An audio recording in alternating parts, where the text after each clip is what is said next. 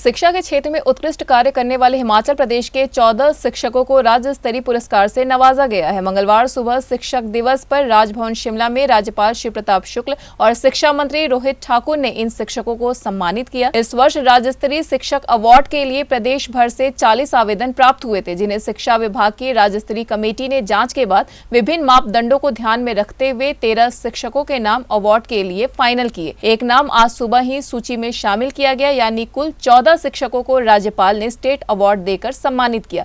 इस मौके पर बीते वर्ष के 2 राष्ट्रीय सम्मान पा चुके शिक्षकों को भी सम्मानित किया गया। शिक्षक दिवस के महत्व प्रकाश डालते हुए राज्यपाल श्री प्रताप शुक्ल ने बताया कि हिमाचल शिक्षा के क्षेत्र में अग्रणी राज्य है और शिक्षा में गुणवत्ता लाने का प्रयास सरकार कर रही है। सरकारी स्कूलों का ढांचा मजबूत हो, इसके लिए और अधिक कार्य करने की जरूरत है। शिक्षक दिवस इस देश के महान शिक्षाविद रहे, राजनेता रहे, आदरणीय सर्वपल्ली डॉक्टर राधाकृष्णन जी के जन्मदिन पर मनाया जाता है। उन्होंने ही अपने समय में ये कहा कि मेरा जन्मदिन शिक्षक दिवस के रूप में मनाया जाए। मैं समझता हूं कि भारतीय संस्कृति और भारतीय सनातन को अगर सही अर्थों में राजनीति में समझना है तो डॉक्टर राधाकृष्णन जी के कार्यों को, उनके समय को, उनके शिक्षा के रूप में समझा जा सकता है। शिक्षक समाज का निर्माता होता है, राष्ट्र का निर्माता होता है। इस नाते कि बच्चे भी राष्ट्र के नागरिक ही नहीं है, बल्कि अगर ये कहा जाए विद्यार्थी के लिए कि विद्यार्थी आज का नागरिक है, तो इसमें जरा भी अतिशयोक्ति नहीं होगी। यह है युवा देश है पूरे विश्व में। इस नाते मैं समझता हूं कि हिमाचल दूसरे नंबर पर है। इस दौरान शिक्षा मंत्री रोहित ठाकुर भी सम्मान समारोह में मौजूद रहे। उन्होंने बताया कि हिमाचल में शिक्षा के क्षेत्र को मजबूत करने के लिए सरकार ने कई कदम उठाए।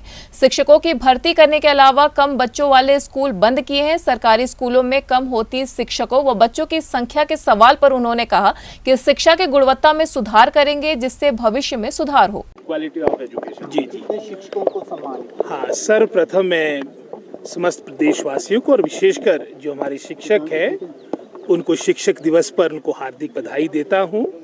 और आज के अवसर पर हमारे जो राष्ट्र के दूसरे राष्ट्रपति रहे, जिनकी जयंती पर ये आपका शिक्षक दिवस मनाया जाता है, उनको भी अपनी श्रद्धांजलि देता हूं। और अगर हम प्रदेश की बात कहें, जैसे आप बता रहे थे, आज वर्तमान में जो हमारी सरकार है कई बातों को लेके सजग है और विशेष रूप से जो मैं समझता हूँ गत वर्षों में कुछ कमियां भी अगर हम सरकारी क्षेत्र की बात करें, उनको प्राथमिकता के आधार पे आने वाले समय में किस तरह से इनका हल निकाला जा सके। जैसे उदाहरण के तौर पे एक निजी क्षेत्र और सरकारी क्षेत्र की भी जो एक गहरी खाई बनती जा रही है, उस अंतर को ख़त्म करने के लिए उदाहरण के तौर पे जैसे हमने Rajiv Gandhi day boarding schools एक मैं समझता हूँ पूरे हिमाचल प्रदेश में चलाने का एक फैसला लिया है, जिसके प्रथम चरण में लगभग कोई 18 स्थल चिन्हित किए गए हैं।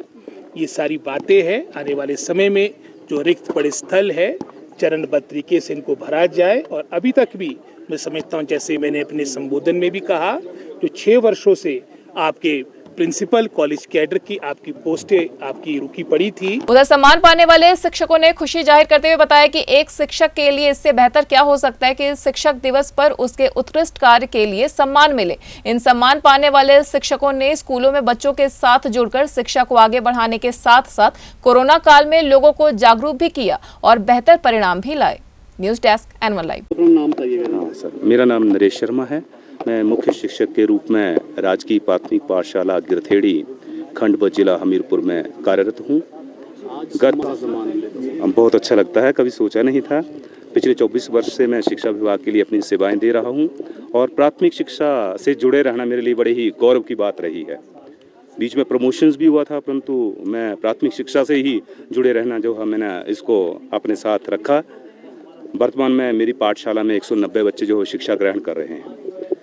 मैं ये मानता हूँ कि बच्चे की जीवन में सर्वांगीण विकास जो है वो बहुत ही महत्व रखता है। कई बार हम रटंत प्रणाली की ओर बच्चों को ले जाते हैं, जो कि हर पाठशाला में ऐसा अक्सर फॉर्मूला अपनाया जाता है, परंतु मैंने कभी भी ऐसा नहीं किया है। मैंने अपने 24 वर्ष के शिक्षा के कार्यकाल में जो है बच्चों के जो सर्वांगीण विकास है उसमें ही अपना संपूर्ण योगदान दिया है। बच्चों के विकास के साथ साथ समाज का विकास करना भी हमारा उत्तरदायित्व बनता है। एक सशक्त समाज ही एक सशक्त राष्ट्र का निर्माण करता है। तो बच्चों के विकास के साथ साथ हम समाज से भी लगातार जुड़े रहते हैं।